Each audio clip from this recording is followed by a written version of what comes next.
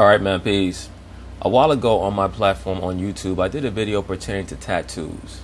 Or really, I did a video pertaining to piercings, as well as the cuttings in the flesh known as flagellation, and I lightly addressed tattoos. I just want to delve into the tattoo angle a bit more. For those of you brothers who read the scriptures, you'll know that in Leviticus, the 19th chapter and the 28th verse, first it will tell you about not making any cuttings in your flesh. The cuttings in your flesh is in reference to what's known as flagellation.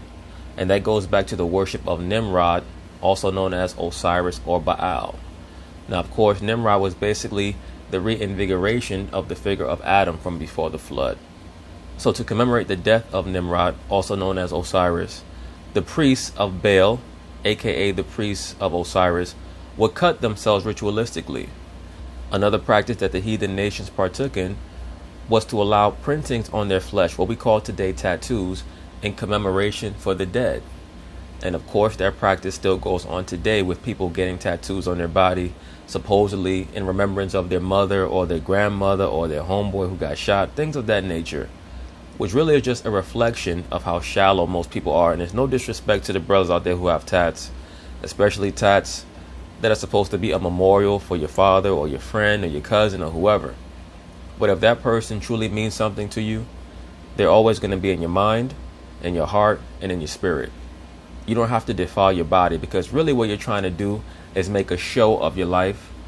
You're trying to make sure that people are looking at your body art. It's not about the person who's gone. It's really all about self-worship, self-aggrandizement, and making yourself the object of the conversation. I mean, honestly, how many times are people going to look at your body and say, who was Edward? Or who was Ethel? Or who was Meredith? It says on your body that they were alive from 1945 to 2012. Nobody's going to ask you that. Nobody cares. And if those people really meant something to you, they're always going to be inside. Especially so-called black people, we very rarely ever got tattoos. Tattoos among so-called blacks started once we started to join the white man's military. Especially going abroad, World War II, Korea. Yeah, many so-called blacks who were stationed in Japan, in Korea, of course, Okinawa, and they started to partake in many of the heathen rituals that they saw the so-called white man partaking in, and they were influenced, of course, by the Asian culture, and also, of course, in Hawaii and the Polynesian Islands, where tattoos are very popular. And brothers brought that back to the States, and even after that, you very rarely saw so-called black men with tattoos, unless, and of course, also, let me not forget, unless they were fraternal members of fraternities like Omega Psi Phi, where they have to put the horseshoe branding on their chest. For those of you who watched The Last Dance, you saw that Michael Jordan had the horseshoe symbol or the Omega symbol on his left pectoral, because he is a member of that quote-unquote fraternity, the Order of Death, or Omega Psi Phi, one of the chapters of the Black Boule. Either way, just getting back to the point, according to scripture, you're not supposed to get tattoos. That's in Leviticus 19:28. That's in Deuteronomy 14:1.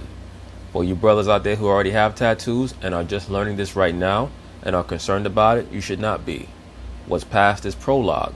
But now you understand that your body is a holy temple, and you should treat it as such to the best of your ability. We're all going to fall short, but when we do, you repent, try to get better, and move on to the next. So the point of this video is that the young wide receiver of the Seattle Seahawks, DK Metcalf, decided that he was going to get his body tatted up with all of his quote-unquote black superheroes, his idols, famous athletes, actors, entertainers, etc. Was that truly necessary, or once again was this a ploy for attention? Of course, they're going to talk about it, and I'm going to chime in. You guys got tattoos? Yeah. You do? Yeah. None here. I got none. But you know somebody who's got a really cool tattoo? Now he says, I have none. Why is that? Because he's Jewish. In the Jewish culture, they know that they're not supposed to get tattoos. It's only the heathen that get tattoos. And once again, this is something relatively new that so-called black people started doing, I would say really about 25, 27, 28 years ago. Tupac made it famous. Dennis Rodman took it to another level. And then, of course, the true influencer in making so-called black people start to get tattoos on a higher level was Allen Iverson. I would say that the two most influential people were Tupac and Allen Iverson. They were the ones that quote-unquote made tattoos look cool. And by the way, those are two of the more fractured black celebrities of the 1990s. Very, very poor background. And that's an issue that we have as a people. We put people who have problems or problematic histories on a pedestal. People who have a problematic history cannot assist you. They need to be assisted themselves. And we've seen how Allen Iverson has ended up in the aftermath of his basketball career. Nothing against the brother, but he's a lush. DK Metcalf of the Seattle Seahawks. This dude flew in a tattoo artist from Los Angeles to Seattle so he could put a tattoo tribute to It would not surprise me if this cat DK Metcalf is a Monarch athlete. I'm not saying that he necessarily is, but it's something to be watched. Excessive tattoos are normally symptomatic of someone under mind control, particularly in the entertainment industry. Of course, they're going to be cats that say, what are you talking about? I have a bunch of tattoos. I'm not under mind control. I'm not talking about regular people. I'm talking about figures who were scripted into the entertainment sphere. Many times their tattoos act as triggers or control mechanisms. They can look at the tattoo and it will trigger a subalter that has been embedded in their subconscious mind. You understand that? There was a show that was on NBC a while ago, starring one of the actresses from the Thor movie franchise in the Marvel Cinematic Universe. And it basically was about a woman whose entire body was tatted up. And I think that the point of the tattoos was to deliver messages to her. A lot of that goes on with many of the Monarch athletes and Monarch programmed assets throughout the sports world and the entertainment industry. Odell Beckham is one of them. That's why he has to tattoo up his entire body. Many times, even in regular life, when you see people with excessive tattoos, it's because subconsciously they're ashamed of their natural body because they may have been molested as children. So that's something for you brothers to watch out for. If you come across a woman who has all types of tattoos from bottom to top, there is a possibility, I'm not going to say a probability, but there is a possibility that she was molested as a child. black heroes on his body, which I think is really cool. Check this out. He seems to be very confused, this dude DK Metcalf. Several important sports figures tatted on his left leg, from Michael Jordan to Martin Luther King Jr. to Jackie Robinson and Muhammad Ali. He's only 22 years old, but all Black Boule members other than Muhammad Ali. And who knows, Ali may have been Black Boule as well. He was a member of the Nation of Islam. I may be delving into Muhammad Ali in other videos down the line. I'm not going to say that he definitely was a member of the Black Boule because as far as I know, he was not a member of a fraternal order. But I will say this, he did have very close connections to MK assets throughout the entertainment industry, which is to be expected. But he also had very close connections and relationships to essential MK programmers like Hugh Hefner. He and Hugh Hefner were very close. he was like, you know what? These are people that mean a lot to me and have influenced my life, and I want to memorialize them by inking them on my body. So this is something that Odell Beckham has also done, getting tattoos all over his body of quote-unquote black historical figures of the 20th century.